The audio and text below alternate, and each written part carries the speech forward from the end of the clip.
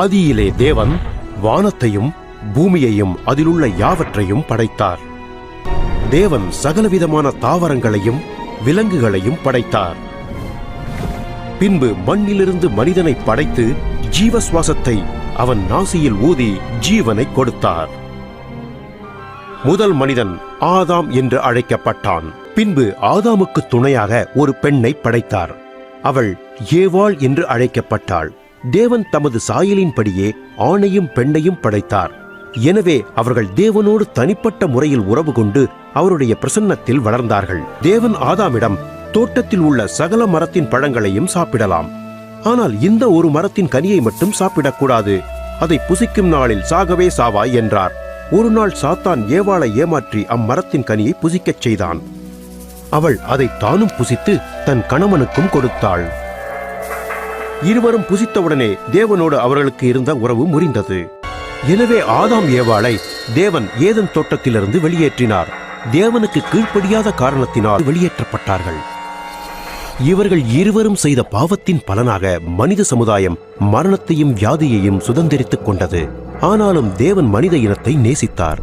எனவே மனித இனம் மனம் திரும்பி தன்னோடு இணைந்து ஐக்கியமாக வாழ ஒரு வழியை முன்பே முன்குறித்து வைத்திருந்தார்.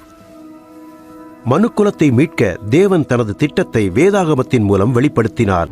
மனித சமூகத்தில் ஏற்பட்ட பாவக்கரையை போக்க பாவமற்ற ஒருவரை மாபெரும் தியாக பலியாக அனுப்பப் போவதை தீர்க்கதரிசிகள் மூலமாக பற்பல வருடங்களுக்கு முன்பே தேவன் வெளிப்படுத்தினார்.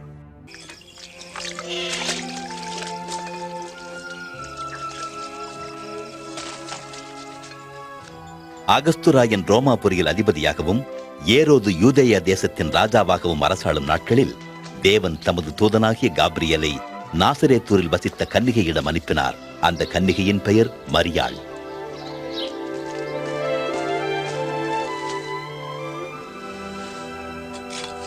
கிருபை பெற்றவளே, நீ வாழ்க. கர்த்தர் உன்னுடனே இருக்கிறார். பெண்களுக்குள்ளே நீ ஆசீர்வதிக்கப்பட்டவள். இந்த வாழ்த்துதல் எப்படிப்பட்டதோ? மரியாளே, பயப்படாதே, நீ தேவனிடத்தில் கிருபை பெற்றாய். இதோ நீ கர்ப்பவதியாகி ஒரு குமாரனை பெறுவாய். அவருக்கு இயேசு என பெயரிடுவாயாக. அவர் பெரியவராயிருப்பார், உன்னதமானவருடைய குமாரன் எனப்படுவார்.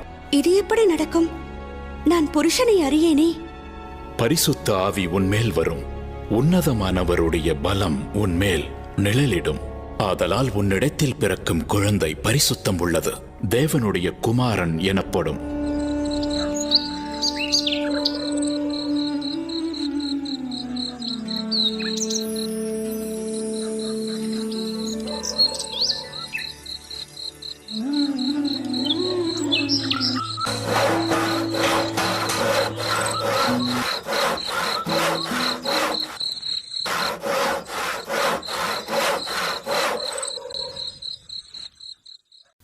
தனக்கு நியமிக்கப்பட்ட மரியாள் கர்ப்பவதியாய் இருப்பதை யோசேப்பு அறிந்தான். ஆனால் யோசேப்பு நீதிமானாய் இருந்து அவளை அவமானப்படுத்த மனதில்லாமல் இரகசியமாய் அவளை தள்ளிவிட யோசனையாய் இருந்தான். இப்ப என்ன பண்றது?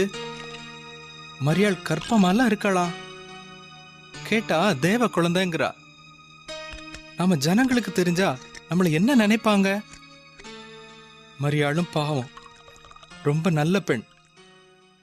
அவளை கஷ்டப்படுத்தவும் விரும்பல. வேணும்னா ஒண்ணு செய்யலாம். இப்ப கல்யாணம் முடிக்க விரும்பலன்னு தட்டி கழிக்கலாம். அதுதான் சரி. அன்று இரவு தேவதூதன் யோசேப்புக்கு சொப்பனத்தில் தோன்றி,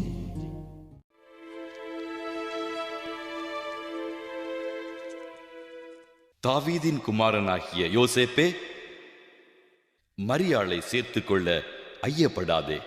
மரியாளிடத்தில் உற்பத்தியாயிருக்கிறது பரிசுத்த ஆவியினால் உண்டானது. அவள் ஒரு குமாரனை பெறுவாள். அவருக்கு இயேசு என்று பெயரிடுவாயாக. அவர் ஜனங்களின் பாவங்களை நீக்கி அவர்களை ரட்சிப்பார்.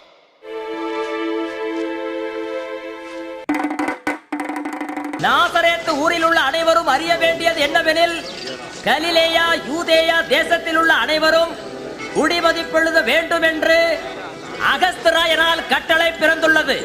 எனவே எல்லோரும் அவரவர் ஊர்களுக்கு சென்று குடிமதிப்பெழுதி கொள்ளும்படி கேட்டுக் கொள்ளப்படுகிறார்கள். மரியாள் யூதேயாவில் உள்ள பெத்லகேம் ஊருக்கு தான் திருமண ஒப்பந்தம் செய்திருந்த யோசேப்புடன் பெயர் பதிவு செய்யும்படி சென்றாள்.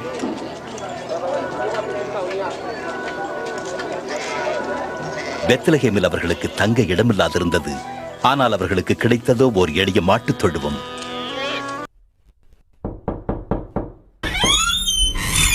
இங்கே பாருங்கள், என் மனைவி கர்ப்பவதியாய் இருக்கிறாள். எங்களுக்கு உதவி செய்ய முடியுமா? புயலிலிருந்து தப்பிக்க எங்களுக்கு பாதுகாப்பான இடம் வேண்டும். நீங்கள் போகலாம். இங்கு தங்குவதற்கு இடம் இல்லை. நான் கடுமையாக நடந்து கொண்டதாக நினைக்க வேண்டாம். எல்லா பயணிகளும் இங்கு வந்திருப்பதால் இங்கு தங்குவதற்கு இடமில்லை. என்னிடம் இருப்பது மாடுகளுக்கான தொழுவம் தான். இன்று இரவு நீங்கள் அங்கேயே தங்கலாம். நன்றி.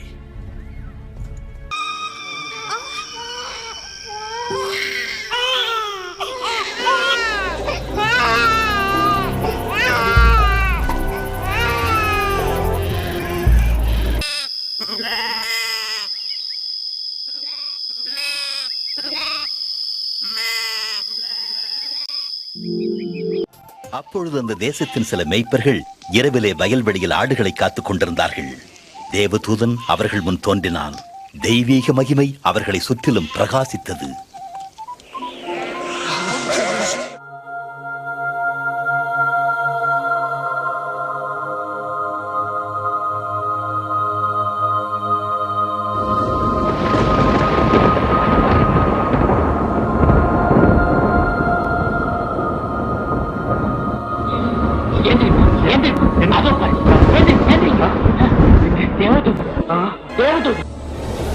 பயப்படாதிருங்கள், இதோ எல்லா ஜனத்துக்கும் மிகுந்த சந்தோஷத்தை உண்டாக்கும் நற்செய்தியை உங்களுக்கு அறிவிக்கின்றேன்.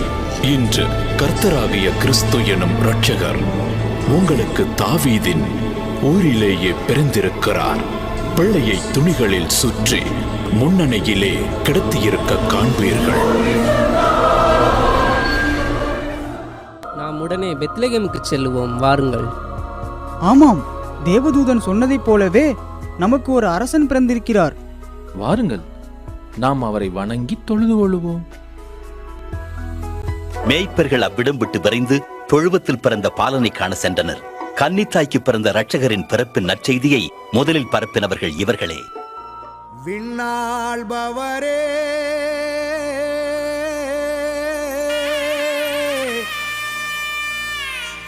மண்ணாள வந்தாரே,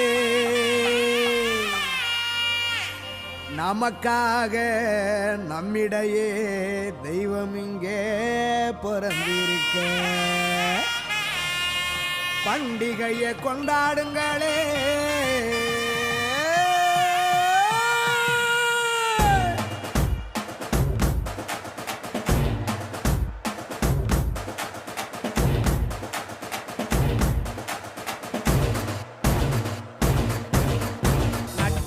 ராத்திரியில் கொட்டும் பண்ணி சாரலில மொட்டு போல பூத்தாரே இயேசுசாமி, மாட்டு கொட்டகையில் உதித்தாரே இயேசுசாமி. நட்டே ராத்திரியில் கொட்டும் பண்ணி சாரலில மொட்டு போல பூத்தாரே இயேசுசாமி, மாட்டு கொட்டகையில் உதித்தாரே இயேசுசாமி. மெட்டை கட்டி பாடுவோம், கை தட்டி ஆடுவோம், மெட்டை கட்டி பாடுவோம், கை தட்டி ஆடுவோம். கஷ்டமெல்லாம் போக்கிடுவார் இயேசுசாமி, நம்ம இஷ்டம் போல வாழ வைப்பார் ஒன்று கூடி. கஷ்டமெல்லாம் போக்கிடுவார் இயேசுசாமி, நம்ம இஷ்டம் போல வாழ வைப்பார் ஒன்று கூடி. நட்டே ராத்திரியில் கொட்டும் பண்ணி சாரலில முட்டு போல பூத்தாரே இயேசுசாமி, மாட்டு கொட்டகையில் உதித்தாரே இயேசுசாமி.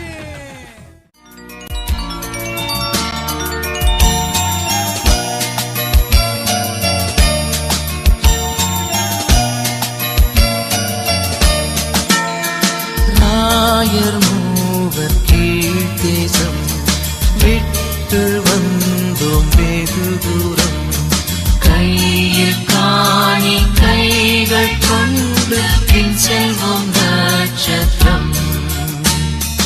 ஓ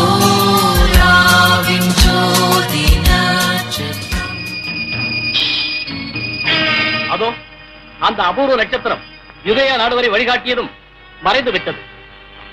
எதற்கும் ஏரோது மன்னனிடம் சென்று அங்கே விவரம் அறிந்து கொள்ளலாம்.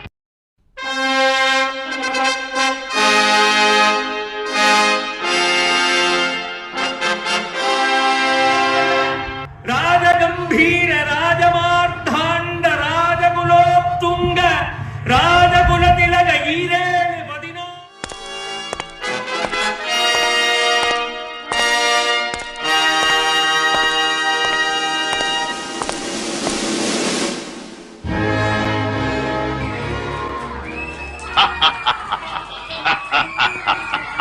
அமைச்சரே, இந்த ஏரோதன் செங்கோலுக்கு அதிபனும் வீர பிரதாபனும் பராக்கிரமசாலியுமான சீசரின் மகிமையை கூட பெரும் நீர்க்குமிழி போல் வெடித்திடச் செய்யும் சக்தி உண்டென்று நாம் நிரூபித்து விட்டோம். இல்லை, ஏரோதன் என்றாலே எல்லோருக்கும் சிம்ம சொப்பனம். அரசே, கிழக்கு நாட்டில் இருந்து பெரியோர் சிலர் தங்களை காண விரும்புகின்றனர்.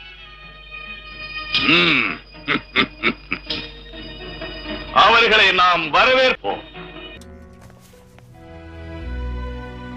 தங்கள் விருந்தோம்பலினால் எங்களை கௌரவப்படுத்தி விட்டீர்கள் ஏரோது ராஜா. உங்கள் வருகையில் என்னையும் நீங்கள் கௌரவப்படுத்தி இருக்கிறீர்கள். 3 சாஸ்திரிகள் இவ்வளவு தூரம் பயணம் செய்து வந்திருக்கிறீர்களே, அற்புதம். எருசலேம் நகருக்கு எதை தேடி வந்தீர்கள்? யூதருக்கு ராஜாவாக பிறந்திருக்கிறவர் எங்கிருக்கிறார்? கிழக்கிலே அவருடைய நட்சத்திரத்தை கண்டு அவரை பணிந்து வணங்கி செல்ல வந்தோம். என் பிரதான ஆசாரியர்கள் உங்களுக்கு உதவி செய்யக்கூடும். ஒரு தீர்க்க தரிசனம் உண்டு. பெத்லகேமில் ஒரு ராஜா பிறப்பார் என்று. நண்பர்களே, பிள்ளையை குறித்து திட்டமாய் விசாரியுங்கள். நீங்கள் அதை கண்ட பின்பு நானும் வந்து பணிந்து கொள்ளும்படி எனக்கு அறிவியுங்கள்.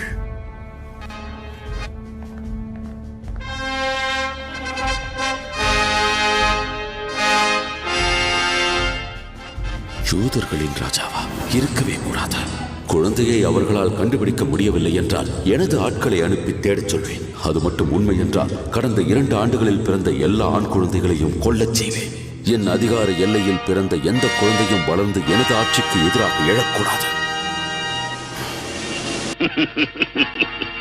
ஆகஸ்ட், நான் ஒரு சிங்கம் என்று நீர் அடிக்கடி கூறுவீரே. சில வேளை சிங்கம் கூட சிறுநரியாக வேண்டும்.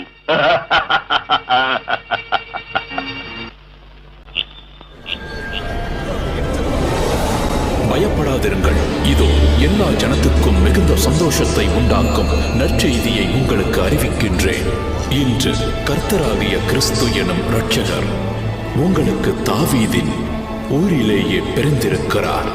பிள்ளையை துணிகளில் சுற்றி முன்னணியிலே கிடத்தியிருக்க காண்பீர்கள். உன்னதத்தில் இருக்கிற தேவனுடைய மகிமையும் பூமியிலே சமாதானமும் மனுஷர் மேல் பிரியமும் உண்டாவதாக.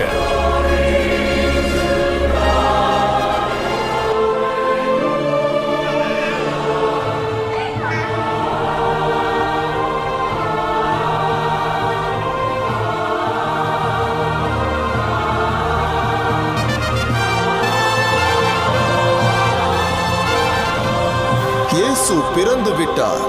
வாருங்கள், அவர் மகிமையை பாடுவோம்.